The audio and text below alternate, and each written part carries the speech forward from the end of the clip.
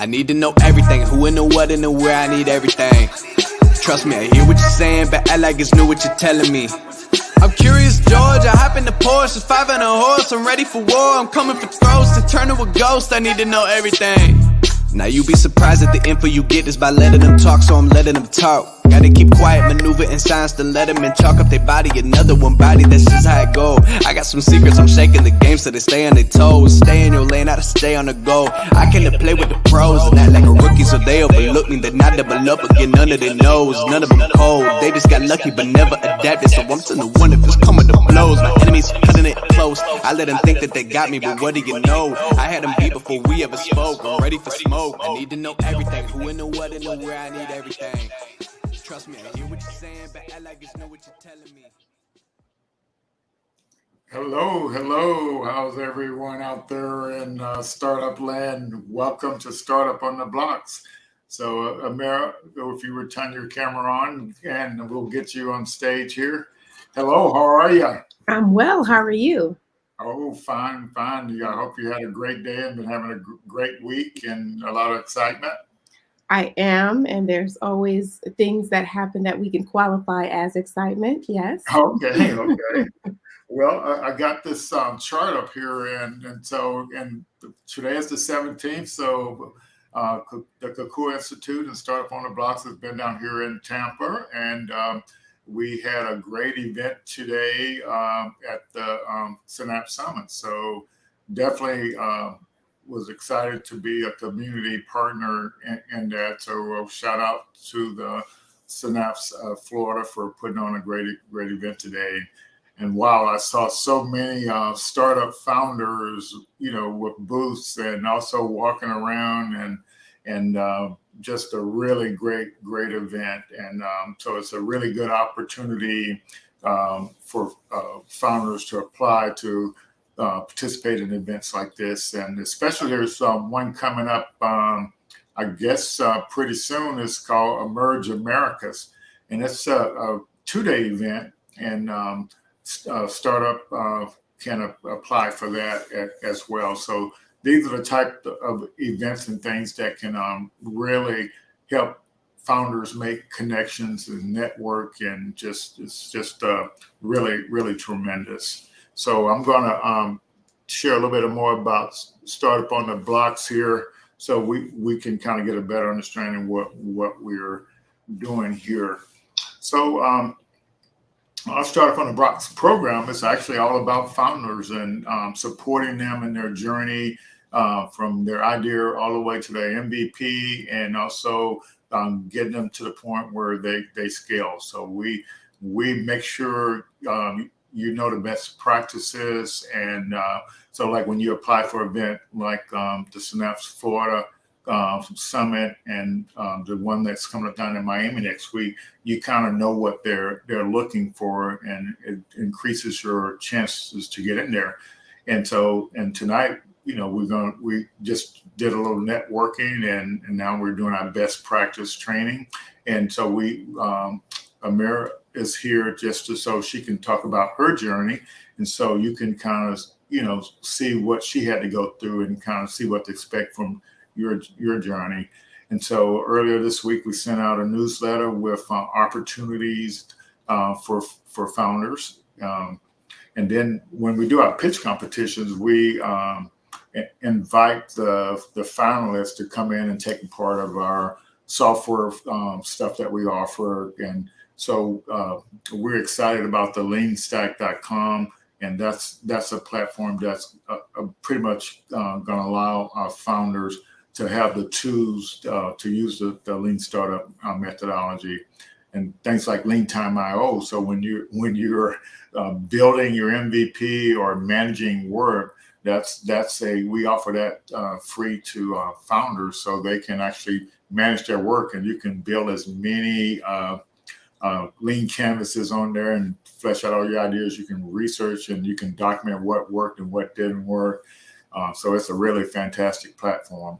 And then if you're still unsure about what all the steps it takes to build from your idea to your MVP, Startup Rocket it's there, and it takes you through every step, and you can document all the stock, your steps you go through, so your mentors and potential investors can see that you did your due diligence. So yeah, we also provide the mentors and innovation labs to kind of help support the founders in building their MVP, and so we want to connect with other organizations that are doing similar things or trying to do similar things, and so we can offer our founders more. So we want to connect with all the different other accelerator programs, all the other pitch competitions, and so we can provide a path for our founders to connect with all those opportunities. All right, tonight we got Amira, and so we were excited to hear your story, Amira. So I'm looking forward to kind of hear what you got to say tonight. Well, I'm looking forward to sharing. So thank you. Thank you for Yes, having me here. yeah, and so these logos you see here, this is the thing that makes our program works. They're our sponsors and contributors, and so it's literally these organizations really help us, fund the platforms that we're using, fund the pitch competitions. I mean, operating stuff for the Kukua Institute to do the Startup on the Blocks program. So yeah, we want to definitely give a shout out to them. And so those out there on Facebook and LinkedIn and YouTube, Bantucola, is our streaming partner for that. They make sure we get this information out to as many people as possible. And so yeah, we want to help founders grow and get to the point where they're really making money and fulfilling their dream of helping people, to live a better life. So didn't update this chart in a while, but I think this is our 72nd or 73rd event. And so we're rocking and rolling, and we're just going to keep pushing on. And so we can make sure if you got an idea, or if you know anybody got an idea, this is a place that they can actually come. So next week we're going to have Crystal Young on, and she's the founder of a beauty supply shop. And so a lot of times, most time I have like startups that have products or services that can scale. But sometimes I bring founders on that actually do traditional businesses, so we can see how their traditional businesses, is there anything going on there in their business that their problems and challenges they're experiencing, so that maybe other shops like hers may have the same problem. And so then what we try to do is try to explore ways to come up with a scalable product or service where they can start taking advantage of some of these opportunities in the startup ecosystem.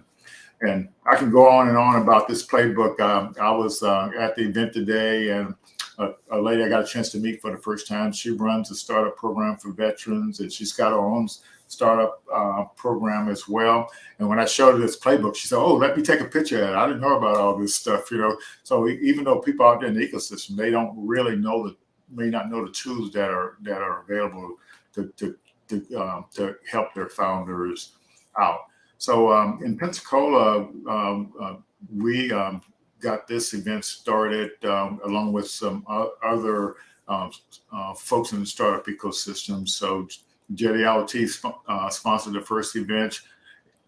Next March 1st, we're going to be down at the Student Community Institute at the Spring, and they're going to host a little startup social. And then April 5th, we'll be over at the Kukua Institute, and so on and so forth. So we want to make sure the people out there that's got ideas have an opportunity to come connect with people, and the people that are working on this startup have an opportunity to connect in. And so all of our founders that participate in our program, we offer them office hours every Saturday from 1 to 3. So Amira, if let's say if you have some questions and you want to get connected to our office hour stuff, just let me know, and I'll make sure I get you the link to that as well.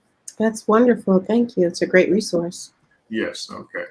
All righty. And this is another program we were talking about earlier. And I got an email from Ashmari today, and because Vercel and we're going to be in the boot camp to learn how to be coaches for this lean stack entrepreneur training. And so we're really excited about that to kind of get certified, and got a email from one of our other founders, and also he works at an organization that help entrepreneurs. So he said he wants to go through the training as well, so we can know how to coach, founders and with their idea and so on and so forth. So Amira, just I don't know are you familiar with this Lean Stack system? I'm not. Yeah. So what the deal is there's a 30-day training thing for founders, and it's free. And so the idea is you're going to do your business model design, and so you're literally going to design your business model, because if you don't get that done right, then when you start working on all this other stuff, you're going to be dead in the water because you didn't come up with a good business model design. And so, and part of that is just learning how to pitch your idea clearly and concisely. And usually when you look at the lean canvas, it's got 9 sections, and typically your pitch, covers all those sessions. And now the popular thing is to kind of connect it to your journey, your story at the beginning of the pitch, so people can see how you're actually connected to the idea and the problem you're solving.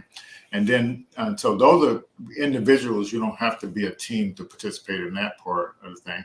Then the next part of the program is like a 12-week accelerated program, and a 12-week accelerated program. So it's where you're doing the problem, but actually you're doing the business model validation. You're validating your business model. Then this training, this platform, it has all the software tools you need to kind of do all these things and do all these experiments to kind of move yourself forward.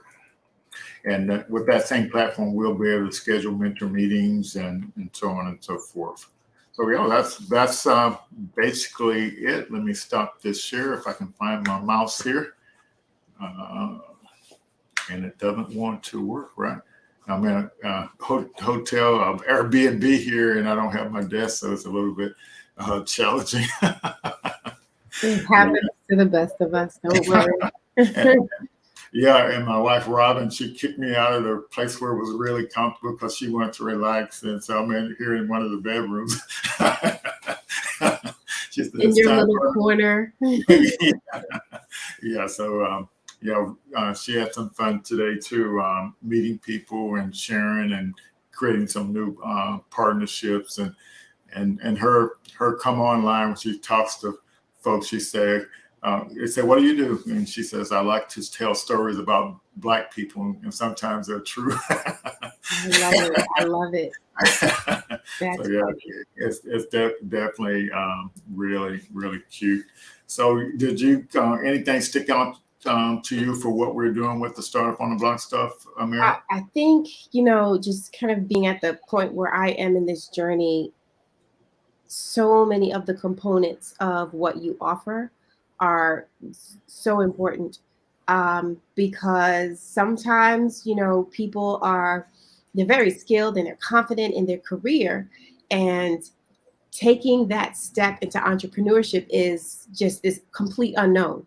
So where you might be completely confident and your stuff in this job setting, oftentimes what we do well in the job setting does not transition into how we're going to, as my brother likes to say, in the job, we just make money. Somebody gives it to us.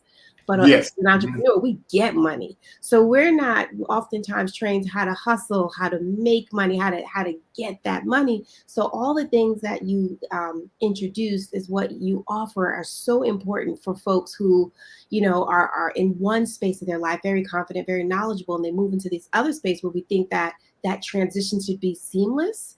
But it's oftentimes not. You find yourself in this completely new world where you have to build this canvas. You have to think about your model. You have to think about your business. You have to think about it. Are these things going to make sense? So I think the fact that you kind of start where people are with that ideation point is really important, because a lot of times people just don't even start because they don't think that their idea is worthy of anything. It's just one of my ideas, which is where I Mm. was. So I love that you take you take a person realistically through this whole process. Yeah, so we'll get to your introduction here in a second. So Quinn Bro, he's one of our portfolio founders, and he was down here at the event today. So this was his first showcase, and a friend of his came to visit his booth today, and we were standing up there talking, and she said, "Well, I remember when you were talking about this, and this was just an idea, and now he's got all the mock-up drawings, and kind of, so she can see that has made a lot of progress, and that's what the startup thing, and believe it or not, Quinn is a perfect example. He's been working on his thing, working on his idea, and he had did some interning with my wife a few years ago, and he got back in contact with us, and he wanted to have lunch with me because he had an idea, and he was wanting to work on it. And so we had lunch, and we had been doing the Startup on the Blocks program for like almost a year. And so he didn't know anything about it. You see what I'm saying? He's out there by himself trying to Just build, trying to figure it out, stuff. right? Yeah. That's why we want to make people aware of the ecosystem, so they don't have to spend as much painful time alone, to kind of Trying to figure it out, navigating waters without a compass. Yeah. Yes, and that's why I call this event and what you and I are doing right now best practice training, because you have to. If you learn the best practices, that means less mistakes you're going to make on your journey, less pain you're going to have. You're going to have pain, but it might be a lot less. So, Amira, I guess how you want to let's talk about how we met. So Sure. yeah. So we both are a member of the Goody Nation, and they have a program for founders. Yeah, I recently joined, not even joined, like selected. So one of the things I realized as an entrepreneur, you have to find people within your circle. You have to have somebody or a group of people to kind of bounce ideas, even if it's to bounce your insanity off of. So Goody Nation is a program based right here in Atlanta. And for years I had kind of they've been on my radar, and for a while I always thought, well, I'm not, I don't have enough to be part of this program. And I think they were doing a Thanksgiving initiative where they had for 12 hours straight Mm-hmm. stories of founders. And there were Yes. just so many stories that I connected with. I was like, wait, that sounds like me. Oh, she got in the program and that's all she did. So it gave me a little confidence to go ahead in and click the application. Yeah, that's fantastic. And that's where we met. I landed in your huddle, and just having a few conversations, you were able to just kind of troubleshoot some of the pain points that I was experiencing for that week. So it's a great space to be in. Yeah, and so I think it's amazing. So you have a for-profit company, and we're doing this educational tech training startup, which is a nonprofit thing. So we're both in a program, and I got a nonprofit, and you got a for-profit business. That's kind of interesting too, right? Absolutely, absolutely. Because in either way, at the end of the day, you have to figure out the best practices, right, to generating revenue. So whether Yeah. it's whether it's non, whether it's children, whether it's tech, like there's still a certain set of principles and guidelines that we have to navigate within and learn. So I think it does speak a lot about Goody Nation, and it speaks a lot about the process in general. Yes, and so I think another message, I said this over and over again, but just like they have startup programs for profit companies, they have programs for nonprofit Mhm. companies. So, like for example, on what day was it this week? Tuesday, I believe.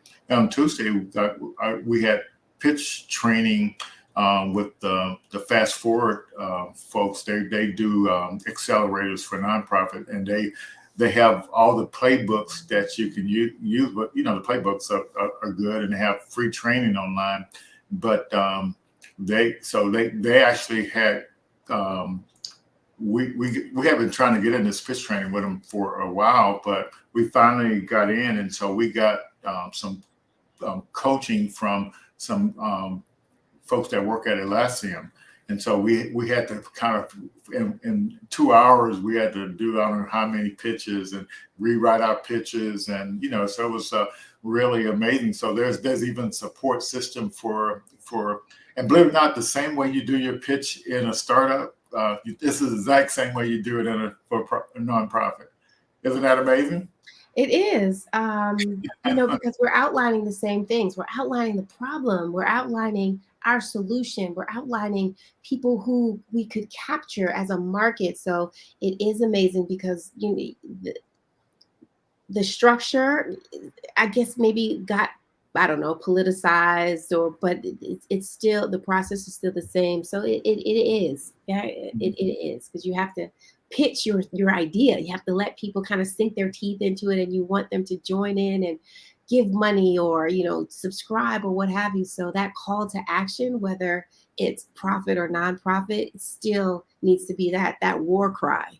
And in this country, it follows that same kind of stream of, identify the problem and take your listeners on this journey so they can, want to continue on the journey with you. So yeah, I love the storytelling aspect of pitches. Right. So I want to learn, and we hadn't had a chance to talk anything about your journey. So I kind of want to learn about your journey and, like from high school to college and to career and to startup founder to inventor and all that good stuff. So if you can kind of help us understand why you're there doing what you're doing, just first tell us a little bit about you and your company. Sure. My name is Amira Bello, and I'm the founder of Mathematician Junior.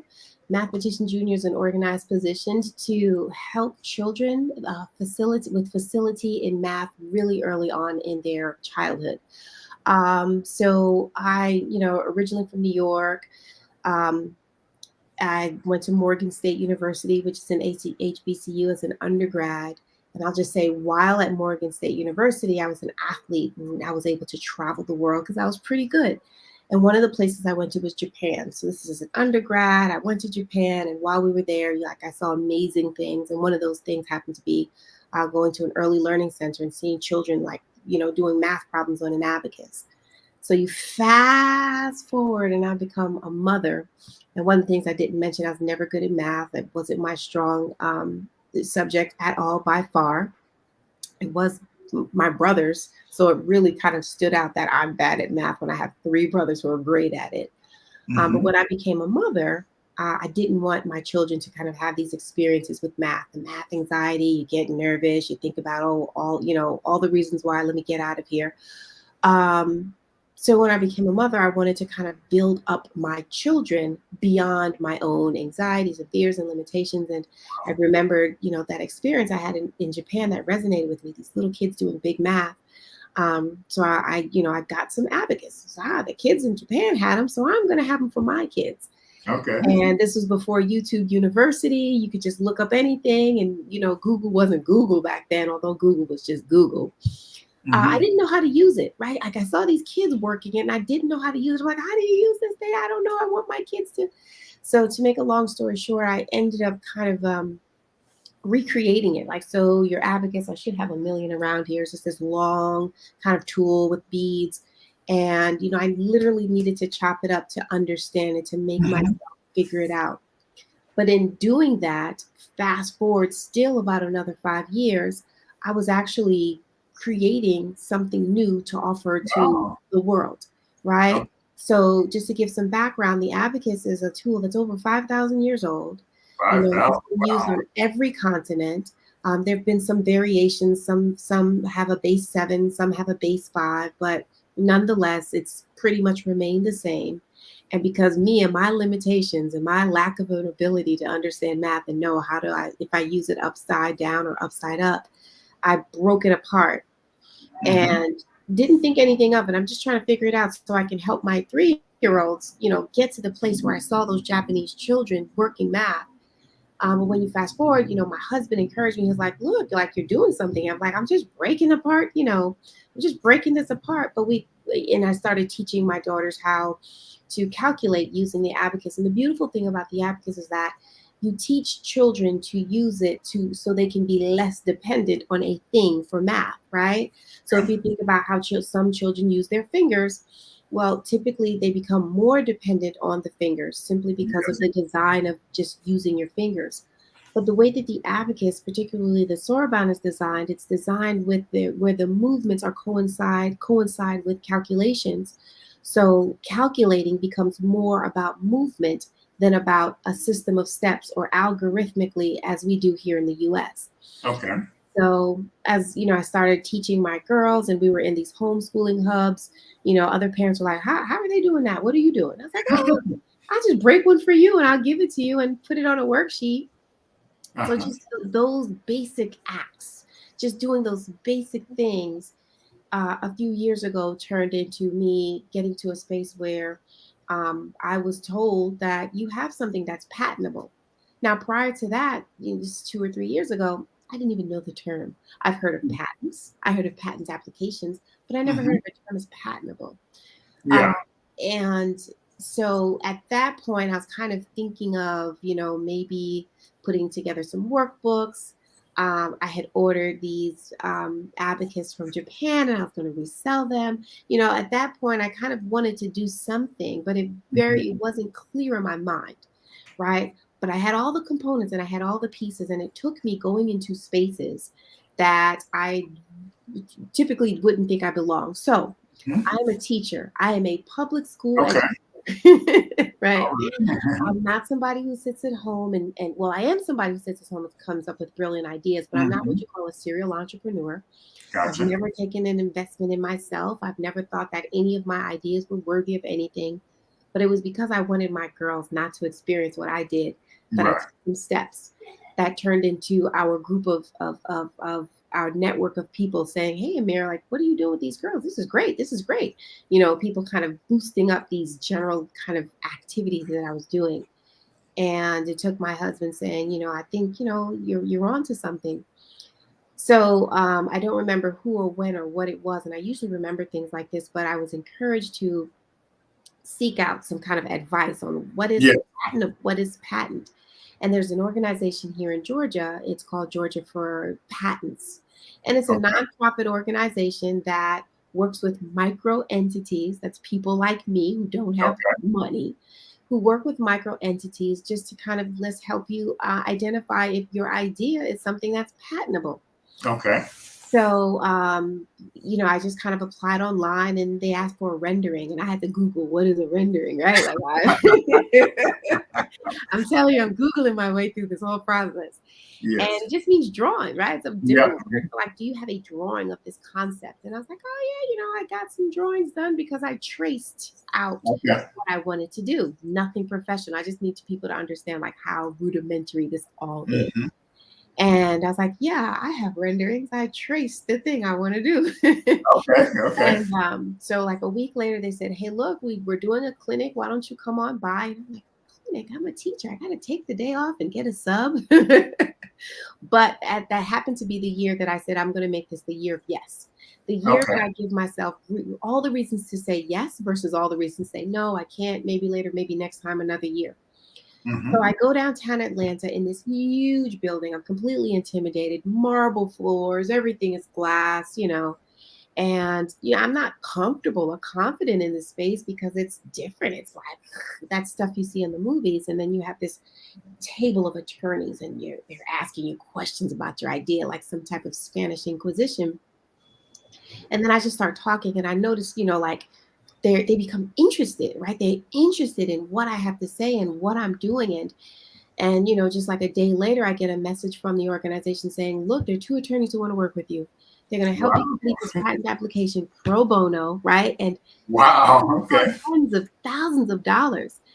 And so when I say like these micro steps of just showing up where I don't feel like I belong were so beneficial to me because typically when we live our everyday lives, we just think that we're just a regular person. But your idea, if anybody's listening to this or whomever, your idea it may be worth $1 million. It might be So, worth $100 more than you have. Oh, go ahead. Amira, I think some people here in Florida are going to be saying, she got a patent done for free, and I had to pay all this money, and they're going to be Googling up if nonprofit organization have Do it. a patent. No, please. Absolutely do it. Google every organization that is out there meant to help us. Like all of the resources that your organization offers, like take advantage. Oftentimes people stop because we have all of these barriers, like I'm not ready, maybe too soon, I'm still working. Just stop and just And pursue it. I think a few years ago, and I don't know if they're still doing it or not, but even the patent office partnered with some universities to do patents pro bono Mhm. for startup founders. Yeah. Yeah, It, yeah, I it, think they had one over in New Orleans at Tulane or somewhere, but I'm not sure if they have any. And I'm pretty sure they was if they were doing it, they would be doing it in Atlanta too. Since it's mhm. kind of a big city Right. there. Take advantage of every resource that is out there, even if it's a resource that you've disqualified yourself, right? Hmm. We need to take advantage of all the resources out there. If there's a pitch competition and you don't know how to pitch, well, get in touch with Kukui and find out, like, what do I need to do to put a pitch deck together? Because showing up in the right place in the right space it is a life changer oftentimes, right? It may not change the course that night, that evening, that day, but it will change your perspective. And that's where the real change occurs, where you go from, I can't do it, to, oh, wow, I think I have something, right? Like that tiny shift is huge. Hmm. So, so how does your teaching background help you in what you're doing with your startup? Well, because I'm a teacher, right? So I am a teacher. I think I was born to teach. Hmm. Um, However that looks, right? Before I thought I was born to teach in this school with four walls, but that's not Okay. necessarily the case anymore. Because I'm a teacher, all of this was designed and developed out of me wanting to teach my children and edify and uplift them and do all of those wonderful things that we want to do as parents. But it's Hmm. a strong influence because initially I had this physical product, right? I had this Yeah. physical product. It wasn't patented until recently, that helped me help my children. And I wanted to help the world. I wanted other parents to do the same thing. So I found ways to produce this physical product, ways that were not very efficient or cost effective, but yet it was part of my journey. And I was, initially just kind of selling, and people were saying, okay, but they were saying, okay, I have this device, but now what?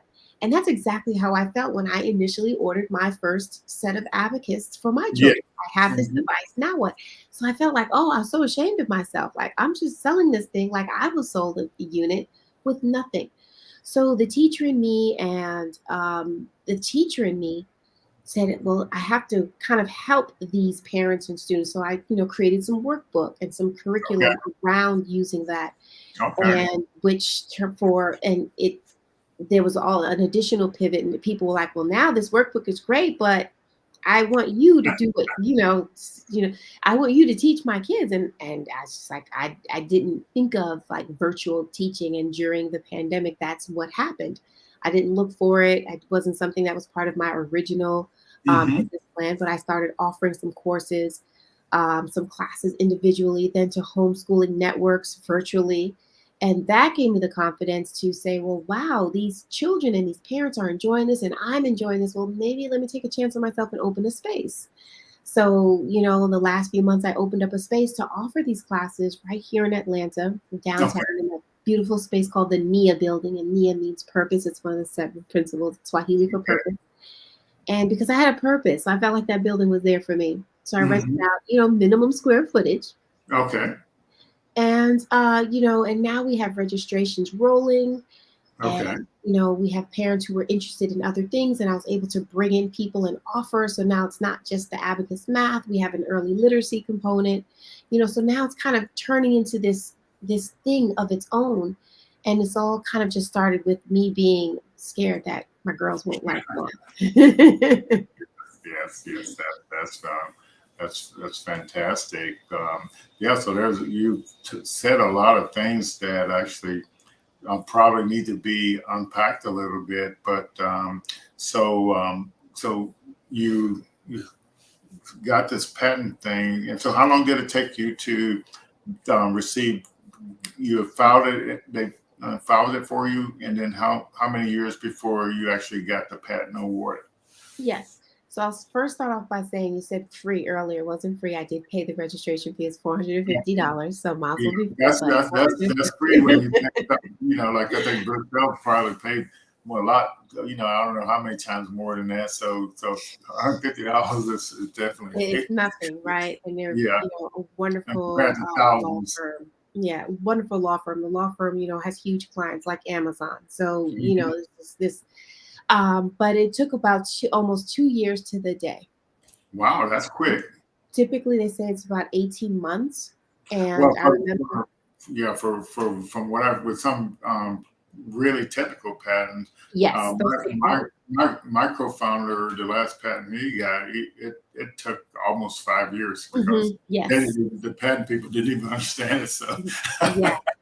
yes, but that was unusual. And it was funny that my attorney was saying that, sometimes it's just the strangest thing. You have these hugely complex technological applications and they Hmm. get denied. But then he says, then there's like a simple kind of device as yours, and I can show it, and it goes through. And Yeah, that was the case, right? Like you yeah, just have to fantastic. demonstrate a case that nobody on the market has done it or is doing it, and what you're doing is innovative. And it takes a little bit of belief in yourself and your idea. And one of the things I just want to say is how often do we kind of walk through life and we say, wow, this door would be better if it just, or, this shoe rack would be way better if it just, and we just stop there. And I really want to encourage people to kind of like follow through with those thoughts and the thinking, right? Follow through with it because that's how things get done. Just following through with an idea and giving yourself more credit for than we typically do in our busy lives. Yeah, so you got the patent done, and so when did you start formulating your business model for your idea, and how did So that come about? early on, because one of the things that I do is I look for resources. I know what I don't know, or I know that I don't know, so I really Yeah. try to avoid making pitfalls. So early on in my venture, I started going to classes in the Georgia Tech ATDC, Oh, Advanced okay. Technological Development Center. And they Hmm. started doing some very rudimentary things, right? Like who's your market? What's your hypothesis? What are you saying about your product? What are you going to offer? What's your value added? Your value proposition. So that really helped me kind of think about what I was thinking about, right? Because oftentimes we want to go into business not knowing what that is. I just want to go Yeah. into business, but it helps you take that idea and take it into little chunks and test them. So I started formulating my business there, but what really was a huge bang for my buck was getting accepted into a 4.0 Schools fellowship. 4.0 Hmm. Schools is an organization based in New Orleans, Okay. and pretty much you apply if you have some idea that can have a positive contribution to education in terms of kind of leveling the playing field and making education more accessible and equitable. And one of my friends encouraged me, like, you should apply. You should apply. I was like, I applied. I got into the fellowship. And this fellowship could not be more perfect. They give you $10,000 to test your idea. They Okay. train you on how to test your idea. They give you access to software to gather your data, to measure your impact. And afterwards, they help you compile an impact report. So I say Wow. all that to say that was the defining moment. Like that was the thing. Like I got a little bit of seed money to test this out. So now I had this money. Now I couldn't hide behind my good idea anymore because one thing we are good at is having a good idea and just talking to people about it and not executing it. So now I Hmm. got this fellowship and this grant money to execute this idea. So it makes Yeah. you put yourself out there. It makes you get in front of the community. It makes you say, "Hey, folks, I have this idea. I got this money. I need to test it." So you become you have to start being the face of what you're talking about, and that was hugely important because I was Yeah, able to so work. let's talk about that a little bit because there's normally like 2 or 3 fellowship offers in the newsletter I sent out, but I never paid too much attention to them. And I often wondered, because I never, got heard of entrepreneurs in resident, and I heard all these different type of fellowships, but the ones I've been seeing, come across, they're like 100,000 more or more, and I just didn't totally understand how they work. And so in your case, that's a good example of how a fellowship could. So did you have to have a company form in order to apply for that fellowship, or was it just an individual thing? You could be an individual. You can be registered or have a formation.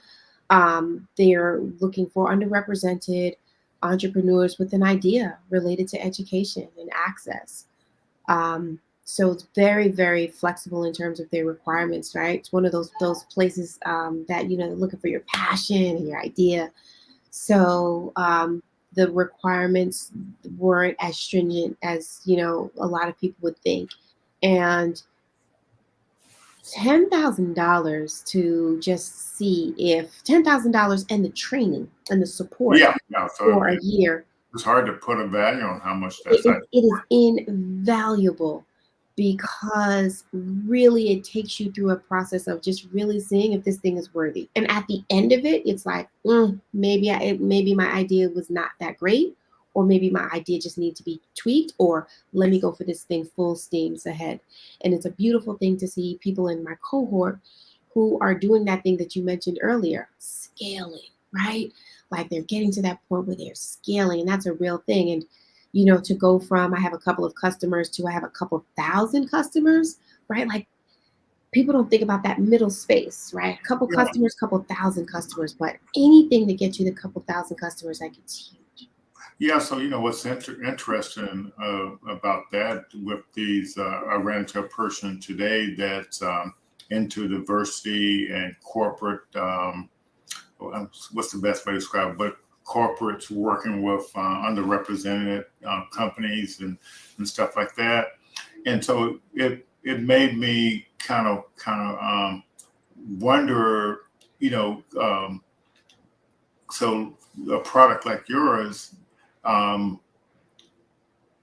is that, so some of these companies that want to do business with underrepresented companies, I wonder, because I haven't ever thought about that as it relates to your product. I haven't even actually seen it. So, but it sounds like it's something that could be sold through a major distributor.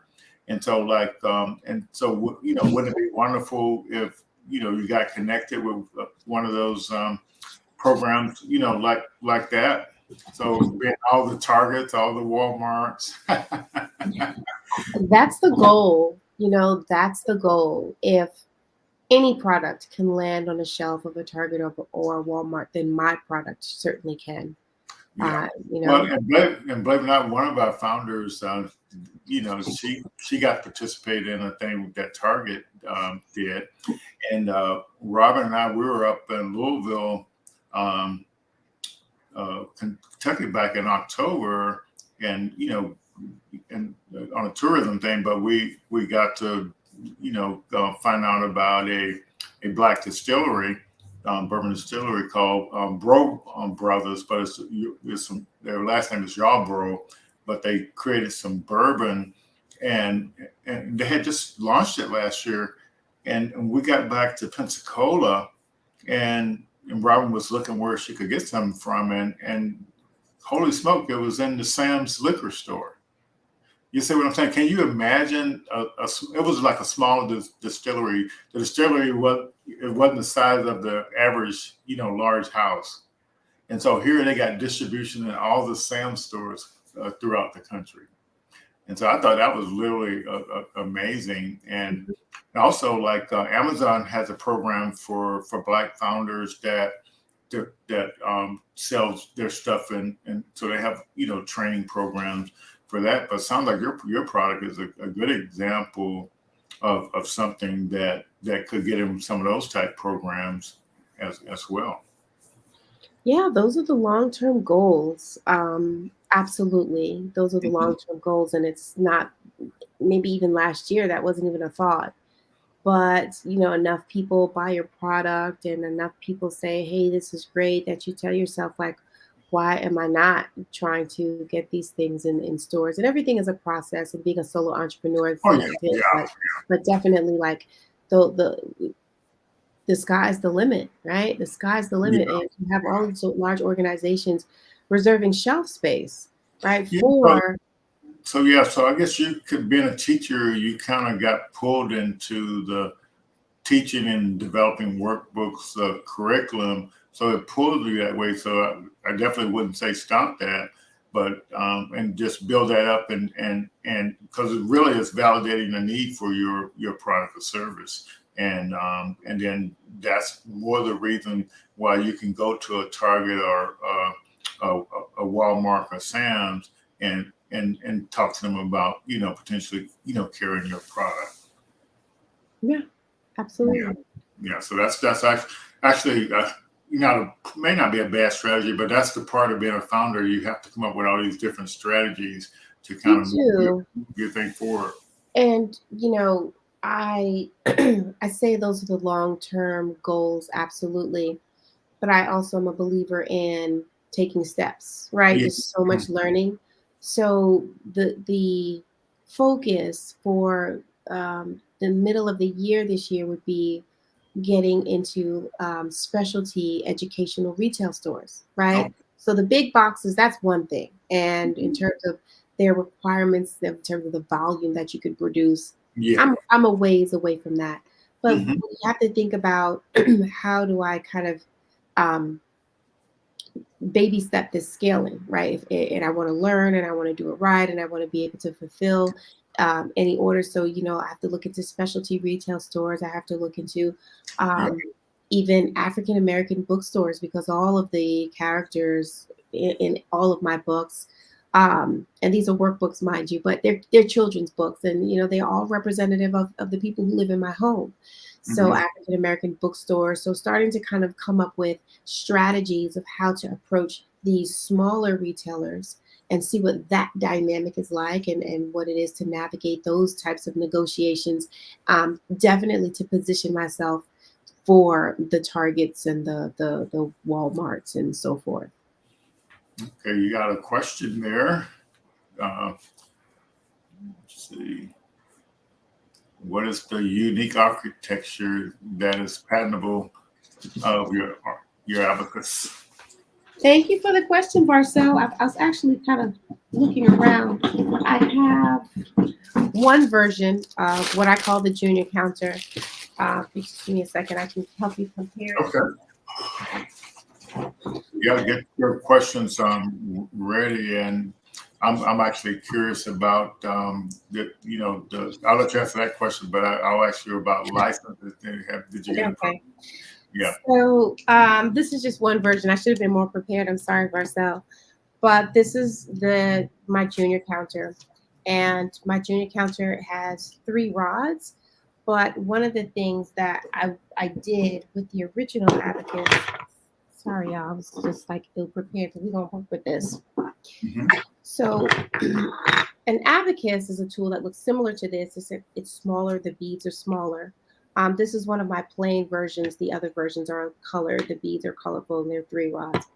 The Okay. abacus is a single unit. So the not the technology, but the utility that I proposed in my patent was to now make this adaptable. So now instead of a child just working with this unit that goes to 999, well, let them just start with this particular unit that first let them master first, then they can master a single 0 to 9. And then they progress to that, they put on another piece, and then they go from 0 to 999. And then once they master movement of beads, addition and subtraction, in addition and subtraction to 99, then they go to 999. So I broke the unit apart in my head to understand it. And that was the design, the utility design that I offered. There are also some variations to the beads of how the beads are designed typically, making them more ergonomically suitable for smaller fingers. So those were the 3 main components that we put in the patent application for the design. Hmm. Great, great. That's a fantastic approach to kind of doing that. And I don't know if you no, your approach that you use there is it's kind of like what drives like the success that guys like Elon Musk have is they throw out they start over from scratch, and instead of trying to adapt something that's already done, they use the first principles and figure out what would you do if you were starting from scratch. So Mhm.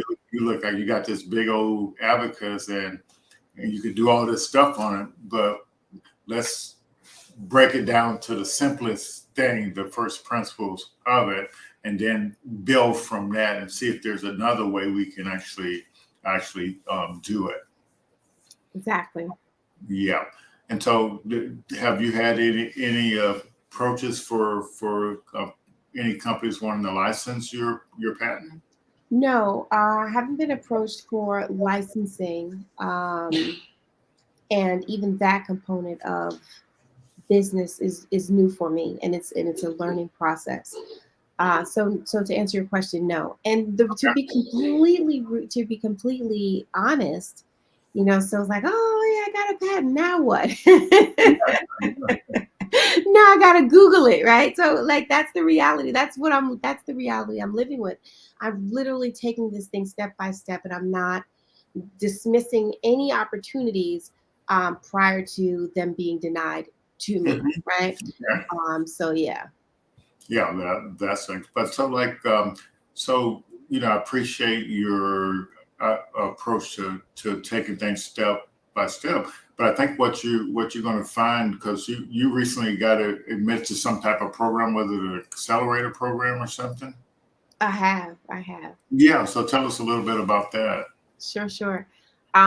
So I'm not going to say much because we're told not to say until they Okay. release but Yeah. there's an organization in Atlanta, out of a government office where they have the initiative to endeavor to work with women, Okay. and they connect us with other buying agencies after we go through a 15-week incubator program of learning to pitch, learning to position ourselves with these buying authorities that they're going to introduce to us at the end of the program.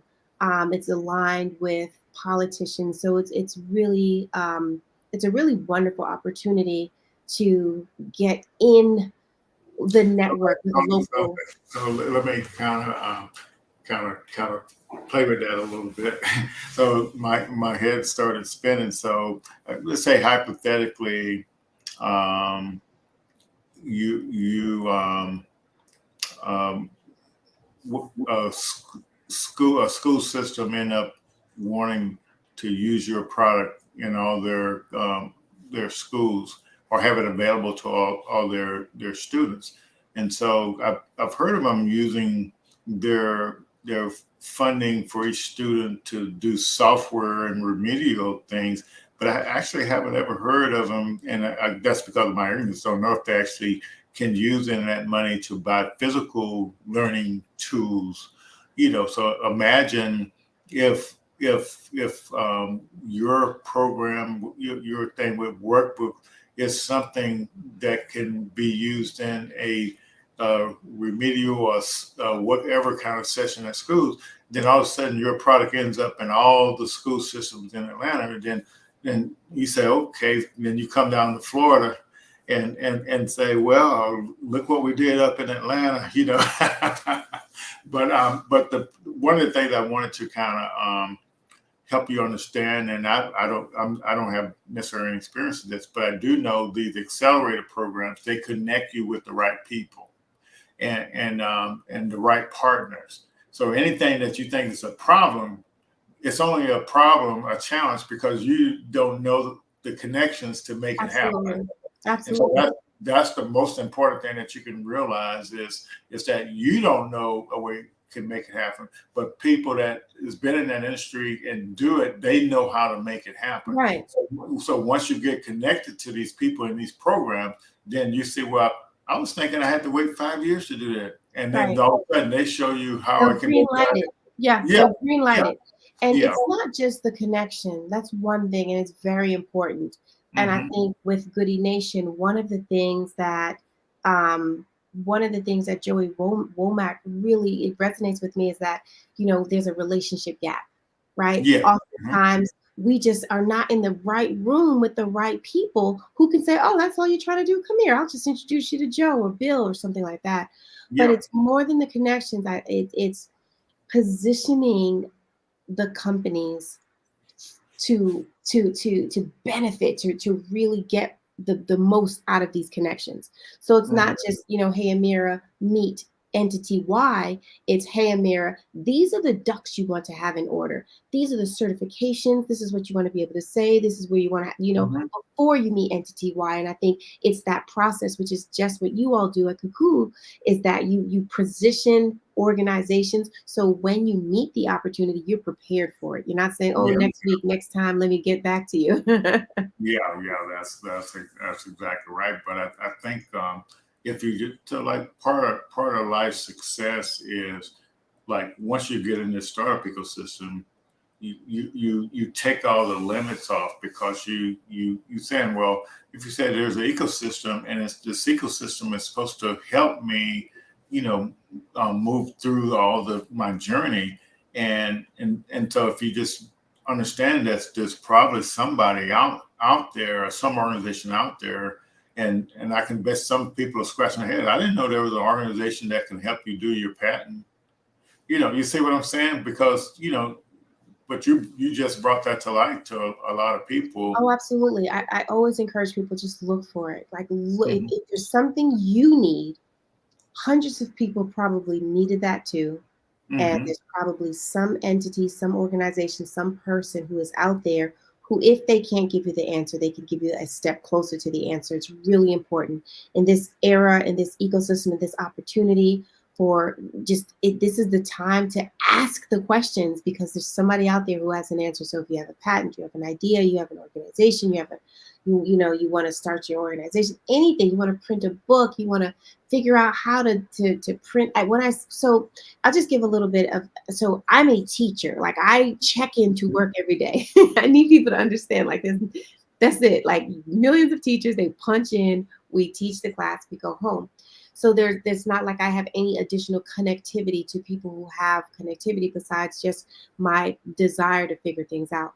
So one of the things early in my venture, people were interested in buying, and I couldn't offer them anything because I didn't know how to create this idea.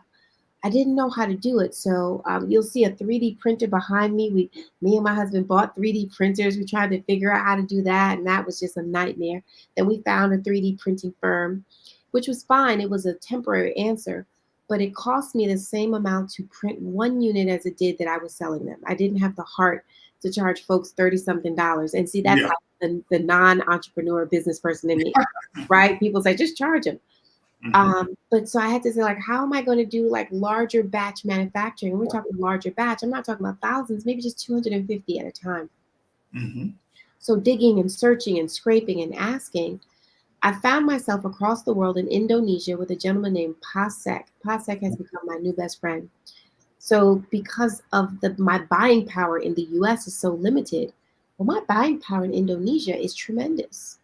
So when I say that I was able to um, working with Pasek, I was able to find a group of carpenters, or he was able to find a group of carpenters who took the design, who took all of my specs, and they started working on creating this thing from a render. Okay. So it's still surreal to me that I punch into a job every day, but I have a group, a carpentry team, working to pump these things out. So when I say that everything is at our fingertips and we're capable of doing and accomplishing and materializing whatever, we definitely can. You just have to figure out how, make the right call, send the right email, shake the right hands, and show up to the right room. That's what we have to start doing because the world has gotten much smaller for Yeah. folks like you and I, right? For folks Hmm. like me, the world has gotten smaller. We just have to find the resource and maximize it. Hmm. Yeah. Okay. All right. Let's see what Vercel has here. Okay, as an inventor, you are normally perceived as a product developer, and I think your Abacus has a lot of service offerings. Well, A/I, what is that? What is he saying? That instructor?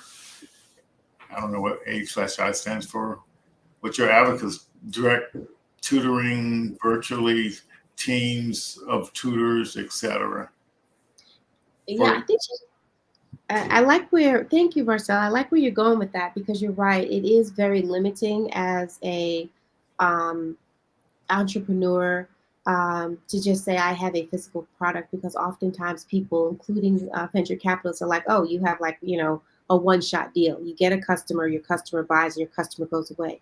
And I think the point that Marcel is making is just to make sure that I'm keeping my mind very broad and just off making sure that people understand that I do have this physical product, but with this physical product, I can stretch out the life course or the life of the relationship with a customer by offering these services added to the physical product. And I think that was had I talked to you like 2 or 3 years ago of Vercel, it took me a minute to really make sure that I capitalized, but that's a very good point that you're bringing, and thank you for bringing that up. Well, yeah. So I can just tell you flat out from day one when I heard about what you have, because so what makes your product strong is that it's what is called a manipulative, so people can touch and feel it, and when you can do that, it impacts your ability to learn. But so now you can actually create things virtually and experience them like you would physically. It's hard for some people to believe that, but you get that same sensation of physical manipulation, and so but sometimes it's kind of hard to imagine for somebody to imagine.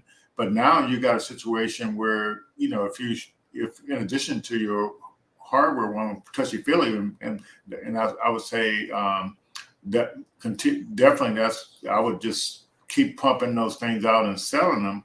But then like you get a virtual platform where people can actually manipulate those things virtually and get that same sense of a physical manipulating something. Then now you got a software as a service, a platform where people can just get on and kind of do stuff. And so, but don't just realize the everything you can do in the physical world, people are mimicking it in the virtual world. Matter of fact, I had a booth next to a virtual and augmented reality company today, and yeah, and so believe it or not, they're making all those platforms now where you, as a non-programmer, can actually create these virtual reality things with no code. Mm. You Yeah, think, yeah. Yeah, that's the way that you have to go, right? Like I understand that, although that's a stretch for me, but that's the way that you have to go because when you talk about access, not everybody can access a physical product, right? Mhm. And or for some people it's easier to access a physical product. So being able to have both a physical product, a product that's virtual reality, and even these other spaces is really important, and just kind of looking on the money side of it in terms of investment and venture capitalists, they're not interested in physical products, right? Physical products don't scale. They don't have that hockey stick. Well, Um, but see, like, so I think most people think about physical product, but if you notice, they do, and even on Shark Tank, they do invest in physical products.